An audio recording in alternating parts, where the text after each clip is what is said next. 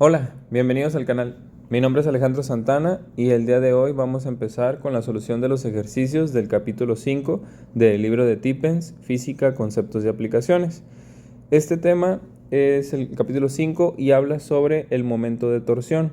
A lo mejor la palabra momento no podemos encontrarle un significado dentro de lo que es la física por el simple nombre, porque no nos dice mucho. Momento, en palabras sencillas, viene siendo un giro o la tendencia que tendría un objeto a girar alrededor de un punto. A lo mejor con el complemento de torsión, pues sí se entiende que el capítulo habla acerca de esto, ¿no? De torques, de giros, todos estos vendrían siendo sinónimos. Entonces, eso es lo que vamos a ver. Vamos a empezar entonces escribiendo aquí la fórmula de momento.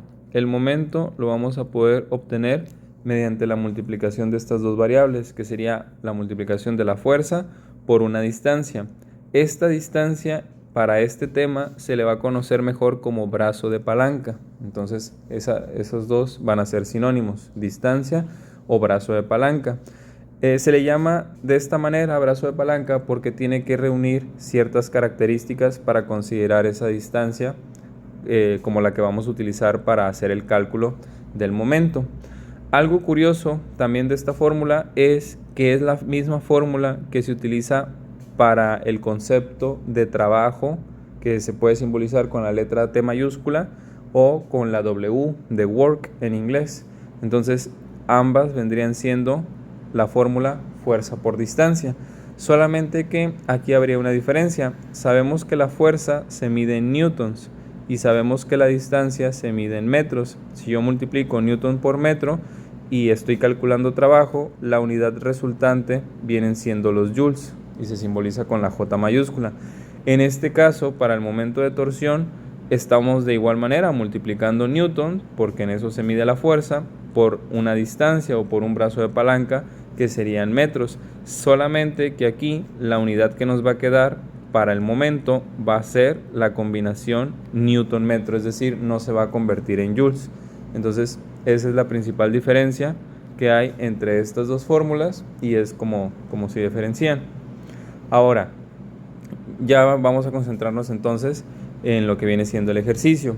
Nos pide entonces dibujar e identificar el brazo de palanca de esta fuerza que tenemos aquí con respecto al punto A que tenemos acá. Entonces, ¿cómo debe ser ese brazo de palanca? Bueno, ese brazo de palanca ya dijimos que es una distancia. Esa distancia debe de tener la característica de que sea de que vaya entre el punto donde yo quiero sacar el giro, que en este caso es el punto A. Aquí imaginemos que esta varilla está girando alrededor del punto A. Entonces esa distancia debe de ir de este punto a la línea de acción de la fuerza. Entonces, si por ejemplo yo quisiera trazar esta distancia de aquí, pues veo que la línea azul, que viene siendo mi distancia, mi brazo de palanca, no es perpendicular con respecto a la fuerza que tengo aquí, porque los 90 grados serían nada más esta parte de aquí, esta esquina, y todavía me sobraría este ángulo que tengo acá. Entonces veo que al trazar esta línea, esta distancia, no se me forma un ángulo de 90 grados. Y de hecho, si eres observador, no hay manera de que yo pueda trazar una distancia que vaya de este punto a la línea que representa el vector fuerza que tengo aquí. Entonces, ¿qué es lo que se hace en esta situación? Bueno, lo que se hace es seguir con la línea de acción de la fuerza. De manera paralela, en la misma dirección en la que va la fuerza, se alarga ese vector de manera gráfica, sobre todo, para que lo podamos entender de mejor manera. Entonces, ahí estiramos el vector y lo podríamos hacer también en esta dirección, pero no tiene sentido, puesto que el punto donde estamos sacando el momento, el giro, es con respecto al punto A. Si fuera el punto B, pues tendría sentido hacerlo hacia acá. Pero bueno, entonces ya estiramos la línea de acción de la fuerza y si te fijas, ahora sí es posible sacar una línea que sea perpendicular a la línea de acción de la fuerza y que vaya de la línea al punto A. Vendría siendo esta línea de aquí. Algo así. Si te fijas, aquí sí se me forma un ángulo de 90 grados y es una distancia que va del punto de giro a la línea de acción de la fuerza. Entonces quiere decir que no necesariamente es a donde está el vector. ¿Por qué? Porque este es un vector que se puede deslizar, es decir, yo podría aquí jalar al elemento que tengo aquí hacia acá, o lo podría empujar desde acá y tendría el mismo efecto que el ponerlo en esta posición en la que está. Entonces, bueno, esta línea de aquí, esta línea que dibujamos, vendría siendo mi D, es decir, mi brazo de palanca. Entonces, ese sería lo que estamos buscando, que dice dibuja e identifique. Bueno, ya lo hemos dibujado y lo hemos identificado, pero además me piden que determine cuál es la magnitud del brazo de palanca. La magnitud pues es el valor numérico, o sea, cuántos centímetros, bueno, en este caso está en pies, entonces cuántos pies mide ese brazo de palanca. Bueno, para hacer eso nos vamos a tener que apoyar de la trigonometría y de la geometría. Por ejemplo, en este caso tenemos que este ángulo de aquí, el que se forma entre la línea de acción y el elemento, es de 25 grados también. ¿Por qué yo puedo asegurar que este ángulo mide 25 grados? Porque aquí yo tengo dos ángulos que son opuestos por el vértice. Hay que recordar que dos ángulos opuestos por el vértice van a ser dos ángulos que precisamente como su nombre lo dice, estén opuestos al vértice y que se formen por las mismas dos líneas. Si se fijan aquí, estos dos ángulos se están formando con dos líneas. Pues aquí también, este ángulo de 25 grados se está formando con la línea de la fuerza y con el elemento que tengo aquí, en la varilla, podríamos decir. Y este otro ángulo de 25 grados se está formando con las mismas dos líneas, con la línea de la fuerza y con la línea del elemento que tengo aquí. Entonces, ese ángulo yo puedo asegurar que mide 25 grados. Ahora, tengo acá un ángulo recto que mide 90, entonces sabemos que la suma de los tres ángulos dentro de un triángulo tiene que sumar 180. Entonces, si ya tengo 90 aquí y 25 acá, esos son 115. 180 para 115, esto me daría 65. Entonces, este ángulo de acá mide 65 grados. ¿Es necesario sacarlo? No lo sé, pero pues en este caso lo hago para que te sirva de alguna manera en caso de que necesitaras determinar ese ángulo que tenemos ahí. Entonces aquí mide 65 grados.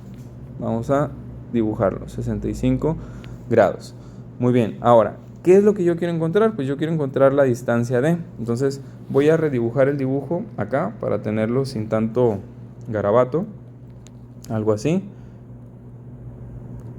Algo así vendría siendo mi dibujo. Aquí tengo mi ángulo recto, aquí tengo mi ángulo de 65, acá tengo el de 25 y vemos que estos dos pies que estaban escritos en el ejercicio original corresponden a esta distancia, a la distancia que hay del punto A al punto C. Entonces lo que yo quiero encontrar es D, esta distancia que tengo acá.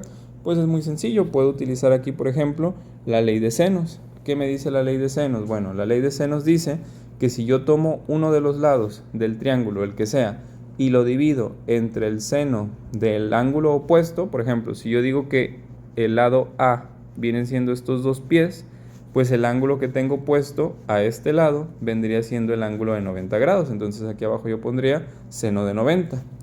Bueno, entonces continúo con la ley de senos. Me dice entonces que si yo tomo un lado y lo divido entre el seno del ángulo que está enfrente, del que está opuesto, eso va a ser igual a tomar cualquier otro de los lados, que le voy a llamar B, y dividirlo también entre el seno de su ángulo opuesto. Entonces, si por ejemplo ahora yo considero que este viene siendo el lado B, entonces el ángulo que está opuesto a este lado, pues vendría siendo el de 25 grados. Entonces, bueno, me doy cuenta que no necesitaba sacar el de 65, pero pues ahí queda, ahí queda para en caso de que sea necesario, ¿no?